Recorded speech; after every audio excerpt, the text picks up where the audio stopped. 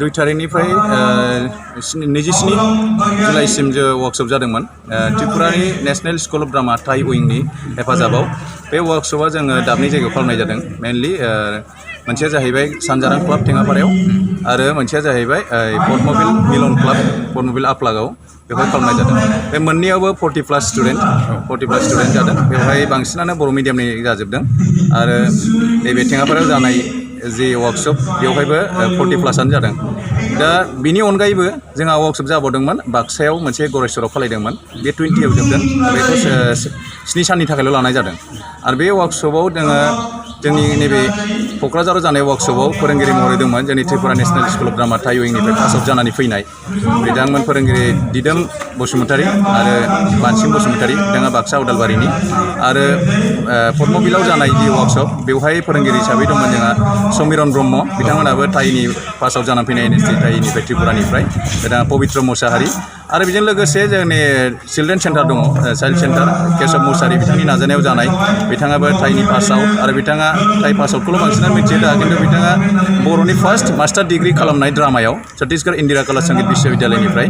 दा बिथाङा बेवहाय गाव हारसिङैनो लोगि थियेटार ग्रुपनि उइंस हिसाबै गावनि नाजानायजों गावनो बेहाय मोनसे हाबाफारि लाबाय थायो गथ'फोरनि डेभेलपमेन्टनि थाखाय गथ'साफोर लोगि थियेटार ग्रुपनि बे फार्स्ट फट' खेब नामा नङा लोगि थियेटार ग्रुपआ 2009 गायसननायमोन 2009निफ्रायनो कन्टिनिउ एक्टिभिटिस लाबाय थानाय जादों नाथाय माखासे मिडियायाव जोङो एसेबां बांद्राय हाइलाइट जायाखै जानाया ओमफ्राय फैयो फैनाया मिडिया फैबाबो माखासे फकासा जाया आरो फैनाया लकेल मिडिया दिनै फार्स्ट मोनदों आरो बेनि थाखाय साबायखर नोंथांमोननिसिम दा 2009निफ्राय खालामनानै जोङो अलरेडि दासिम जोङो त्रिपुरा आगरतला मुम्बाइ आरो दिल्ली आरो कलकाता बा गोबां नेशनेल फेस्टिभेलफोराव जों हटे दिन्थिबोबाय झारखन्ड आरो बिनि बादै जोङो फक डेन्सआवबो खामानि मावनाय जायो बेनि सायावबो खामानि मावो आरो दा जोङो 2014निफ्राय उन्दैफोरनि गथ'फोरनि थाखाय डेभेलपमेन्टनि थाखाय बे स्कुल जोङो वर्कशपफोर खालामबाय थानाय जायो फ्रि वर्क बोसोरफ्रोमबो बेबायदिनो सामार केम्प आरो विन्टार केम्प लाबोबाय थानायाव आङो गुदिनिफ्रायनो दंफाबोयो होननानै बुङोब्लाबो गोरोन्थि जाद्राया मानो होनोब्ला जेब्ला लोरगि थियेटार हान्जाखौ दानाय जादोंमोन बै समाव जोंबो इनभल्भ दंमोन आरो बे फार्स्ट वर्कशपआवनो जोंबो एज ए गार्जेन हिसाबै जोंबो मोनसे थुनफावथाय दिन्थिदोंमोन बेयो डक्टर आदाराम बसुमतारी लिरनाय थुनफावथायमोन आरो दिनै जोंनि फिसाफोरा बेबायदि थुनफावथाय बादायाव बाहागो लानो मोननानै थारैनो जोङो जोबोद गोग्गाथाव बिमा बिफा होननानै जोंखौनो बाख्नायनानै लानो हानांगोन मानो होननानै बुङोब्ला जोंनि गथ'फ्रा बेनि गेजेरजों गोबां सोलोंथाइ दिनै सोलोंनानै मोनबाय दिनै जाय थुनफावथायफोरखौ दिन्थिफुंनाय जादों सल'बाथा पन्चतन्त्रनि सल'बाथा बेनि अनगायैबो थाखो फरायाव थानाय माखासे लिरबिदांफोरखौ सल' महरै थुनफावथाय महरै दिन्थिफुंदों